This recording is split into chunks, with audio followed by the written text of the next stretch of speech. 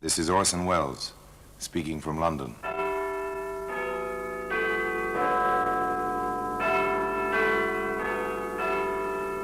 The Black Museum, a repository of death.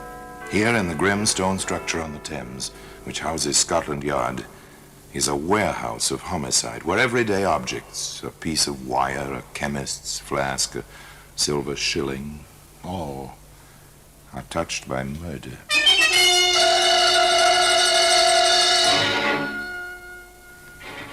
Here's a bathtub. It's a familiar object. This is an old-fashioned one, a ball and claw-footed bathtub without plumbing connections. It's the kind our fathers and mothers knew about. Into this they poured the Saturday night water by hand. Some liked it cool. Others liked it hot. There we are, dear. That hot enough? If you think so, darling. Oh, you're the sweetest. I wonder how I had the luck to marry you. Part of my job, dear, taking care of you. And one day soon, we shall have a tub with taps. One of the new ones. You'll see. Now, today, the bathtub can be found in the Black Museum.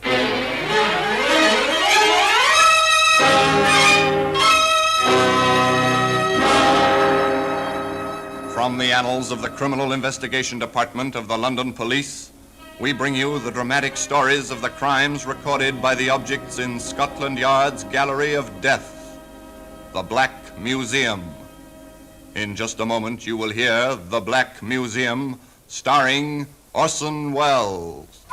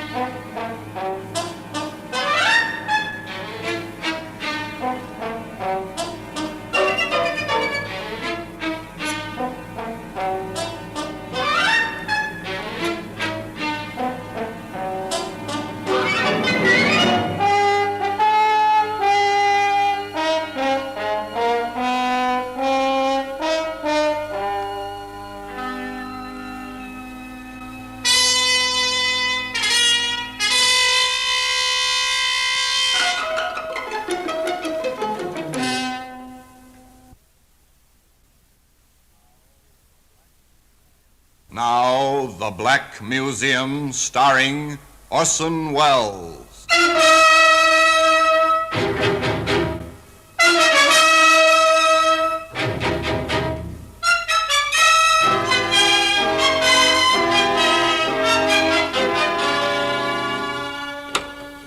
Here we are.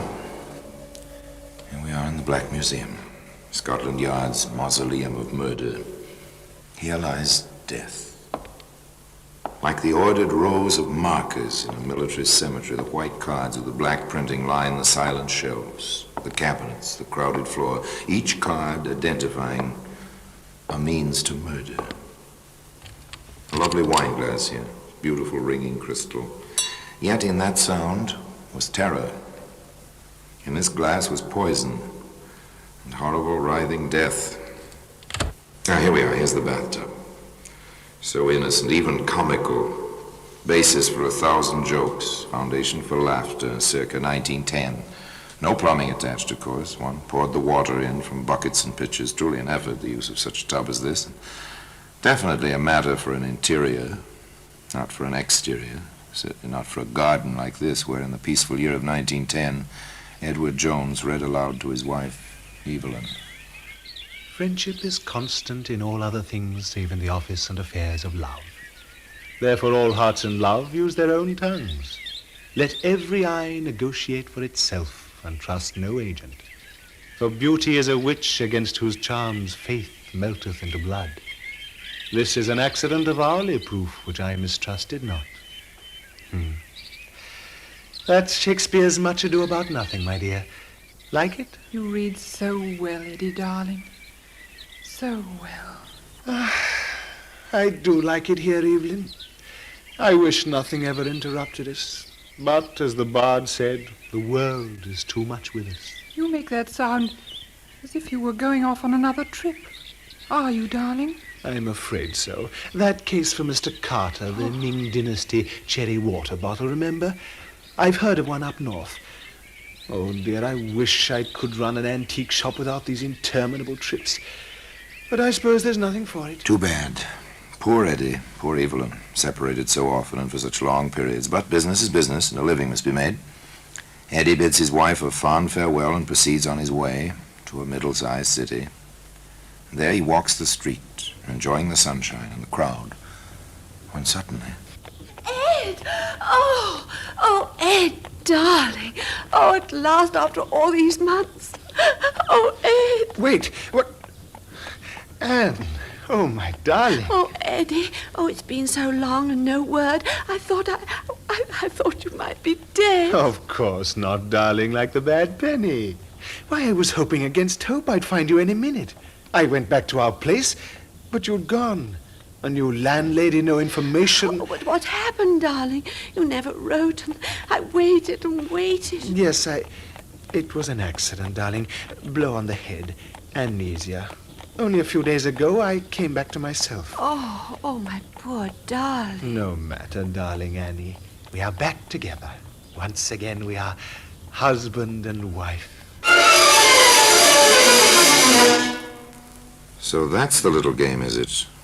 A wife in every city, is it? Well now, Mr. Edward Jones, what's the idea? What can this get you, besides a heap of trouble and stiff prison sentence? What can it get you? There we are, Anne, my dear. I've signed mine. Now you sign yours. You see? Ladies are first, except in getting off trolley cars or signing wills. Oh, Eddie, you are sweet. There we are. Now, if heaven forbid anything happens to you, all you have is mine, and vice versa, if anything should happen to me. Heaven forbid, Anne, my dear. Well, apparently it can get you plenty. If your wife has plenty, and Anne was, well, decently off with a needy income from her father's estate, although she was not allowed to touch the principal. However, there was a proviso concerning her husband's rights. If and when. I'm horribly upset about it, Doctor. Here she is, apparently in perfect health. She has an awful fit, and all she remembers about it is a slight headache. She's my wife, Doctor. These things happen, Mr. Jameson, I can assure you. Oh. So Eddie Jones is Eddie Jemison hereabouts. Ah, it's interesting. Nothing. I found absolutely nothing physiologically wrong with Mrs. Jameson. She's in perfect physical health. Now then. But how can I be, Doctor, when I have these terrible fits? There are such things even we doctors don't know yet, my dear. Such as the reaction of the human mind to great stress. And you've been through such stress with Mr. Jameson missing so long. But what can we do about it, Dr. Margetson? Oh, just rest, relaxation, quiet, peace. Most important, relaxation.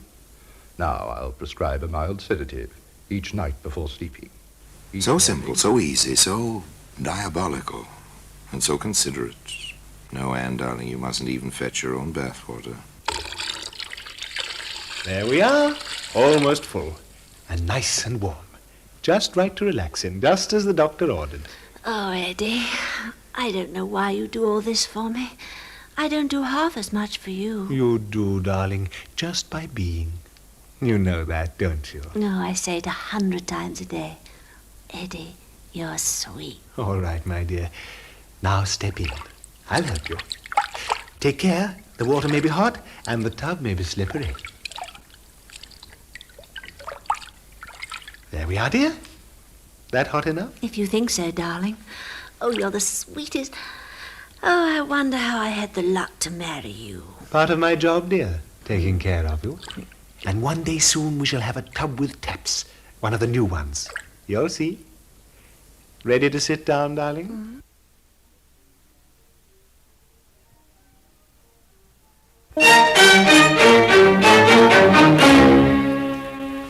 Quite Quite a pair of lovebirds, Anne and Eddie Jameson Jones. No wonder the poor fellow could hardly contain himself some 30 minutes later. I went out for a minute to make the tea. Doctor, how could she go so quickly? It is strange, but certainly an accident. I barely turned my back, just put some water on in the tea kettle. And when I returned, there she was, floating face down in the water. Doctor, can't you help her? Calm yourself, my boy. Your wife is past help now.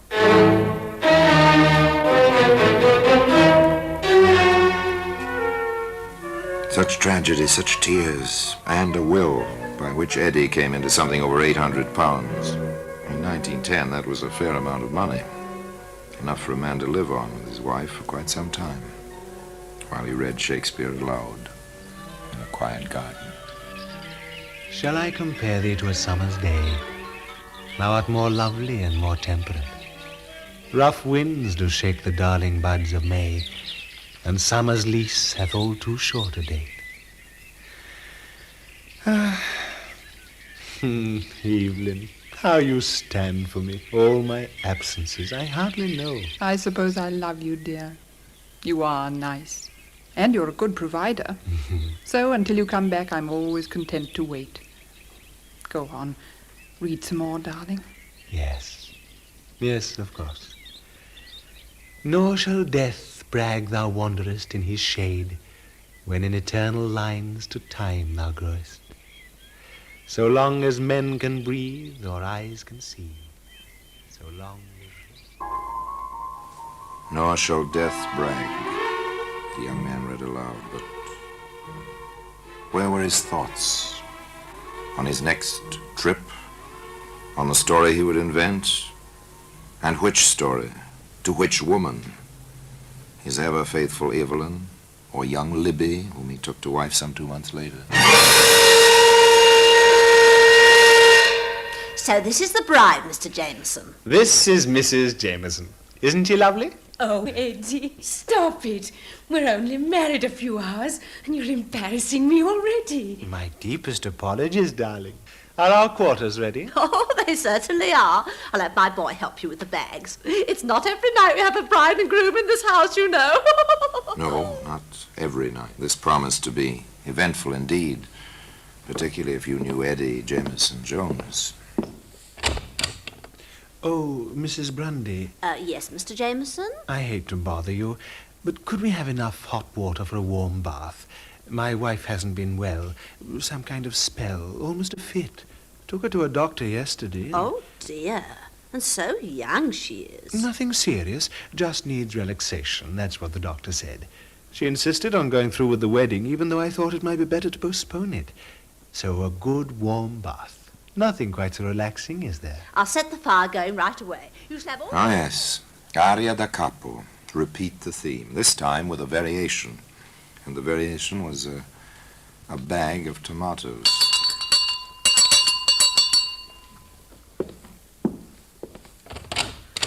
Oh, Mr. Jameson, I didn't hear you go out. I just ran out while my wife was in the tub, picked up some tomatoes. Fried tomatoes are her favorite dish. And I thought, well, tonight of all nights, she ought to have them.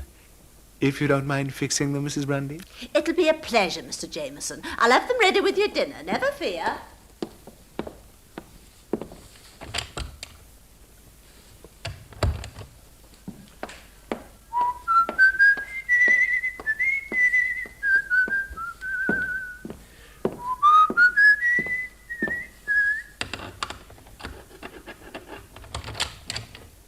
It's me, Libby, darling. I'm back. Libby! Libby, are you there?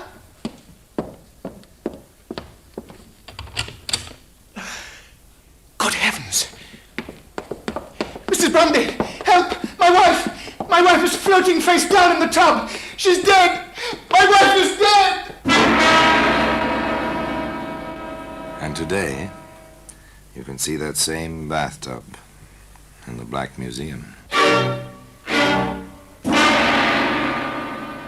In just a moment, we will continue with The Black Museum, starring Orson Welles.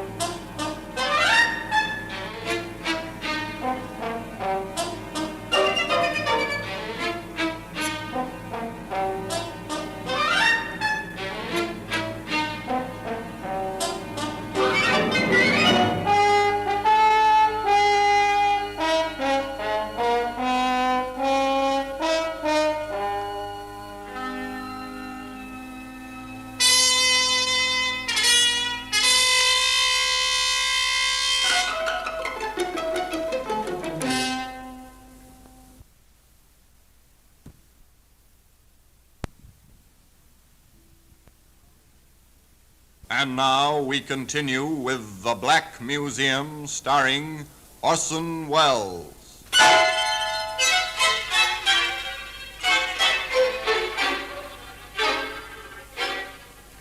Yes, the girl was dead, floating in the bathtub, face down, just as Anne before her. And Eddie, he was stricken, heartbroken, as a bridegroom ought to be. My poor Libby. To die alone like that on her wedding night. So good, so sweet, so eager for life, and so in love with me. Even insured her life for me just before we married, as if she had a premonition almost. £750 insurance is a comfortable sum. Man and his wife can live in their garden quite decently with a sum like that for quite a few months in 1910. But it seems one can grow a trifle bored, even with a garden and Shakespeare. How do you feel now, dear? A slight headache, that's all. It'll go away. Evelyn, you've got to go back to the doctor or find a new doctor. A slight headache, that's how your fit started yesterday. No, he's not trying the same thing again. But he seems to be. Of course, he's had two quite successfully accidental deaths in his life so far. Perhaps a third, but that's not possible. Or is it? Almost ready, Evelyn? In a minute, dear. Better come while the water's hot. You know what the doctor said about relaxing? Hurry now, darling. It's steaming, but not too hot. All ready, dear? All right, dear. There's not that much hurry. Oh, dear. Who's that now? Wait for me, darling. I'll help you get in. The tub may be slippery. One day we'll have a modern tub with taps and hot and cold running water. You'll see. Now, don't try to get in without me. All right, dear. I'll wait for you.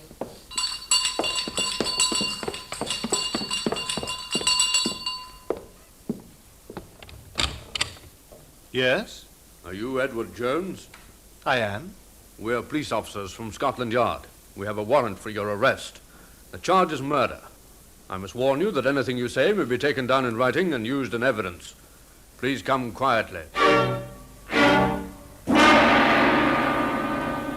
No, Evelyn Jones never took that bath. She never had another fit, either.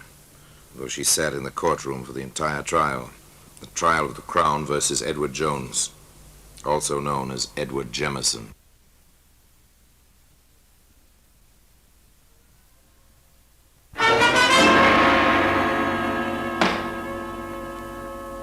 May it please your lordship, gentlemen of the jury, this is a peculiar case. No one saw this man commit the crime of which he stands accused. Yet every circumstance, every bit of evidence points to the fact that this man stands justly accused and deserves proper punishment. Now, in the course of this trial, you will hear many things about love, about coincidence, about accidental... Oh, yes, they heard many things, that jury, sitting so stiff and serious-minded in its box. Not the least was the opening of the famous defense counsel who held the brief for Edward Jones, also known as Jemison. Nor will we deny that this man may have married bigamously, but he did love these poor women, and it was a far, far better thing he did in marrying them than to lead them astray and then leave them alone with remorse, as so many men have done before him. We deny that my client killed these poor women. We claim only that he was the victim of a set of circumstances and the interference of a busybody. Yes, a male busybody. A male busybody? Well, perhaps, but how could a policeman, in the proper course of his duty, fail to check on so obvious a coincidence? Yes, sir. We had a letter at Scotland Yard from a Mr. John Curtis. What were the contents of that letter, Sergeant? Mr. Curtis had noticed a brief announcement in the newspapers regarding the death of a young woman, a bride, by drowning in the bathtub. He wished to call our attention to a similar accident some time before. In both cases, the name was Jemison. You saw this letter yourself? I did. Is this the same letter? It is, sir. I offer this letter in evidence, your lordship, as Crown Exhibit A. It went on like that, slowly, carefully, plugging all the holes as they went along. The details of a routine police investigation which suddenly had become a little more than routine. Sergeant Mason, When you visited the scene of the first drowning, what did you learn? That the man known as Jemison had mentioned 2 wills, one by himself in favor of his wife, one by his wife in favor of himself. We checked the files of the probate court. The latter had been probated. We called on the lawyer involved. He had a copy of the other will. The man known as Jemison had no property to bequeath. The deceased had quite a bit. And when you visited the scene of the second drowning, Sergeant? We learned that the man known as Jemison had mentioned an insurance policy in his own favor. We inquired of all the insurance companies and found the records. He had received some £750 following the death of the young... The first point established. Motive. Money. Over 800 from Anne, 750 from Libby. Almost £2,000 in all. That's a substantial motive. The questioning of Sergeant Mason went on. Now, in the matter of tracing this man Jameson, what did you do? Just routine, sir. We checked the mailing address at the insurance company and found it to be the same as the house where the second woman had died. There, we discovered a forwarding address, a postal box. We covered that box. I watched it myself, sir. And when this man known as Jemison came to open it, I followed him. He went first to an antique shop, then to his home. Having located him, I made some quiet inquiries and learned that he was known as Edward Jones. Well, that evening, having communicated with Inspector Wilson at the yard and having received a proper warrant, we placed him under arrest. Very good, Sergeant. Now then, when you called upon Edward Jones, what did you find? The woman who claimed to be his proper wife was waiting upstairs, sir, for him to help her into a hot bath. One further question, Sergeant. Is the man you arrested in this courtroom now? Yes, sir. He's the prisoner in the dock, sir. Thank you, Sergeant. Thank you very Oh, much. they'd been very thorough, all right. They had almost everything. They called Dr. Margetson, for instance. Dr. Margetson, when you first saw Anne Jameson, what was her complaint? That she'd been having fits and not remembering them. Did she tell you this herself? No, her husband did. He was quite insistent on it. Did you find any symptoms of illness, sir? I examined the woman very thoroughly. I found nothing. But that situation is not uncommon in certain types of epilepsy. Now then, Doctor, when you were called to the house on the evening of June the 3rd last, what did you find? The woman I had examined was floating face down in the warm bath and quite dead. The husband was extremely hysterical. I treated him for shock. Did you sign this death certificate? Yes, that's my signature. What is certified as the cause of death? Accidental drowning. We offer this certificate in evidence as Crown... They had the landlady who knew Libby Jemison, too. She testified, simply. Oh, yes, sir. He moaned about the insurance policy. Cried all night, he did. Bit by bit, piece by piece, motive, opportunity, proof of death by drowning, medical evidence. But one great piece of the puzzle remained, as the distinguished counsel for the defense asked. Where, my lord, is the proof that these 2 regrettable deaths were anything more than coincidental accidents?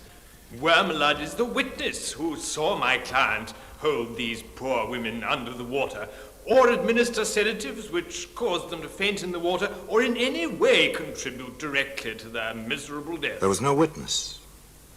But there was a Scotland Yard inspector with a demonstrable theory. If it please your lordship, 3 bathtubs have been entered in evidence as Crown Exhibits C, D, and E. Inspector Maurice Wilson of Scotland Yard has a theory which he wishes to demonstrate as a witness, and he requires the assistance of an expert. My lord... The inspector took the stand, was sworn in. Then, to the amusement of the spectators, a young lady in bathing dress, testified to as an expert swimmer, was introduced into the proceedings. One of the tubs was filled with water, warm water. At this point, the prosecutor stated, For the assurance of the court, we have a doctor in attendance. Now then, Inspector, if you please, you may leave the witness box and proceed with your demonstration. Thank you, sir. It is our considered theory that the murders were committed as follows. You will remember that in each case, the prisoner reported he found his wife floating face down. It is reasonable to assume that had the women fainted while sitting or lying in the tubs, they would have been found floating face up. With this in mind, it occurred to us that with the prisoner's insistence on helping his wife into the tub, the procedure was something like this. May I, young lady? Of course, Inspector. Notice she is standing in the water. Now, prepare to sit down, please. Observe that she bends forward, grasps the side of the bathtub. I seize her ankles thus, and she falls forward on her face. Doctor, please, Inspector, get her out of that tub. The girl's unconscious. Get her out before her lungs fill and she drowns. Some hours later, the jury reported. We have reached a verdict, my lord. We find the prisoner guilty of willful and premeditated murder. Well, that same bathtub is where you'd expect to find it today. In the Black Museum. Orson Welles will be back with you in just a moment.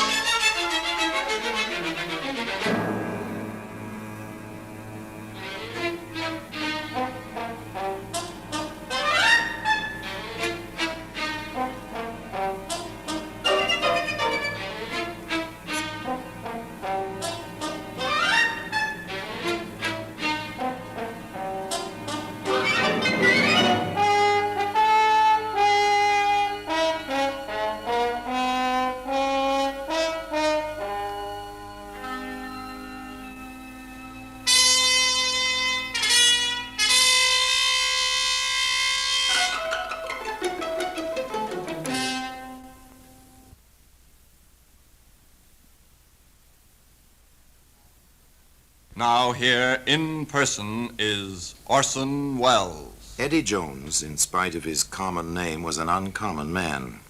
Some said he was quite mad. His own defense counsel stated later that when Eddie looked at him with his piercing stare, he felt as if the prisoner were trying to hypnotize him. This, of course, we'll never know. We can only wonder if those poor women were truly hypnotized by Eddie's eyes or merely by his charm and personality. In any case, one woman did not succumb to that charm for long. She was Eddie's real wife, the predecessor of Evelyn.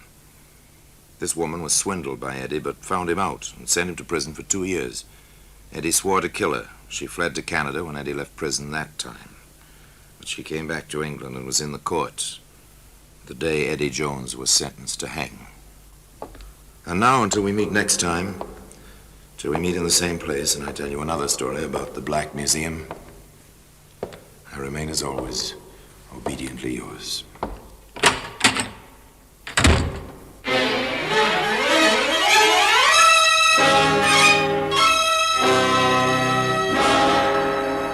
The Black Museum, starring Orson Welles, is presented by arrangement with Metro-Goldwyn-Mayer Radio Attractions. The program is written by Ara Marion, with original music composed and conducted by Sidney Torch.